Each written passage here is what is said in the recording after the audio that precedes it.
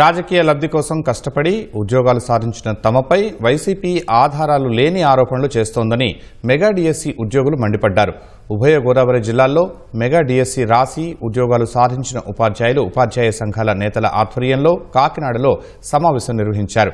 సమావేశంలో MLC Rajasekhar, MLA Vanamadi Venkateswararao పాల్గొన్నారు. Mega డిఎస్సిపై గొడ్డలి పార్టీ నేతలు అసత్య ప్రచారాలు మానుకోవాలని ఎమ్మెల్సీ రాజశేఖర్ హితో పలికారు. కష్టపడి ఉద్యోగాలు సాధించిన ఉద్యోగుల మనోభావాలు దెబ్బతీయొద్దని కోరారు. ఈ డిఎస్సి అనేది చాలా పారదర్శకంగా జరిగిందండి. ఎందుకంటే ఇప్పుడు ఇక్కడ మేము ఉన్న అభ్యర్థులు ఎవరు కూడా పేపర్కి కానీ లేకపోతే ఏదన్నా కొనుక్కోవడానికి కానీ 15 లక్షలు 20 లక్షలు ఇచ్చే స్తోమత కలిగి కుటుంబాలు అయితే మావి కాదండి. ఎగ్జామ్ జరుగుతుందా లేదా పోస్టింగ్ టైంకి వస్తుందా లేదా, ఈ కోర్టు కేసులు ఏంటి, ఇవన్నీ జరిగి అన్నీ దాటుకుని ఇప్పుడు ఉద్యోగంలోకి వచ్చాక ఉద్యోగంలో జాయిన్ అయిపోయి 8 నెలలు అవుతున్న తర్వాత మళ్ళీ ఇలాంటి ఎలిగేషన్ రావడం, మా కష్టాన్ని ఏదో బ్యాక్ డోర్ నుంచి వచ్చారని మాట్లాడడం అనేది మాకు చాలా బాధాకరమైన విషయం. మీరు రాజకీయాలు చేయండి కానీ మా జీవితాలతో ఆడుకోవద్దండి.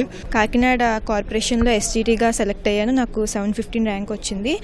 సో ఇందులో నేను కష్టాన్నే నమ్ముకున్నాను, చదివాము, మాకు రిజల్ట్ వచ్చింది, జాబ్ వచ్చింది, సర్టిఫికేట్ వెరిఫికేషన్ కూడా పిన్ టు పిన్ ప్రతి లైన్ చెక్ చేశారు. పారదర్శకంగా జరిగింది. ఎటువంటి అవకతవకలకు అవకాశమే లేదండి. ఇప్పుడు మళ్ళీ అసత్య ప్రచారాలు ఏవి చేయొద్దండి. ఇది మా మనోభావాలు చాలా దెబ్బతీస్తుంది. అంటే డిఎస్సి పారదర్శకంగా జరగలేదు, ఏవో లోపాలు ఉన్నాయి, వాళ్ళు రాజకీయ లబ్ధి పొందడానికి ఈ దుష్ప్రచారం చేయడం జరుగుతుంటుంది. చాలా తక్కువలో అంటే 150 రోజులకి డిఎస్సి పెట్టడం జరిగింది. ఇంత తక్కువ టైంలో వీళ్ళు ఎలా చేశారు, దీని మీద ఏమైనా ఇరిగేషన్ తీసుకొస్తే ఈ కూటమి ప్రభుత్వాన్ని కూలగొట్టొచ్చు అన్న ఉద్దేశంతో మాత్రమే ఈ దుష్ప్రచారం జరుగుతూ ఉంటుంది. ఈ వాదనలన్నీ ఎలా ఉన్నాయంటే వైసీపీ వాదనలు కోడిగుడ్డు మీద ఈకలు పేగడం లాంటి వాదనండి.